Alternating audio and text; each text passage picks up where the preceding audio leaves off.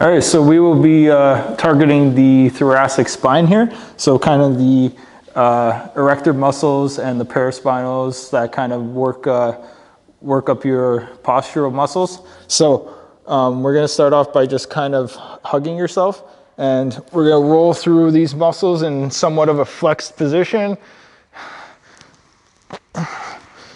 putting them on tension, kind of getting through those rhomboids at the same time. And you can even push yourself into a little bit of extension.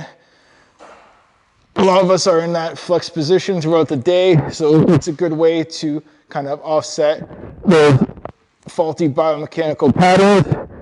And you can even get into those vertebrae and pulsate a little bit and give yourself a little bit of immobilization here. And just kind of working through, thinking about the vertebrae as if they're almost piano keys, trying to target each one individually here. And then kind of going back to a flex position with some more broader strokes, working through that tissue there.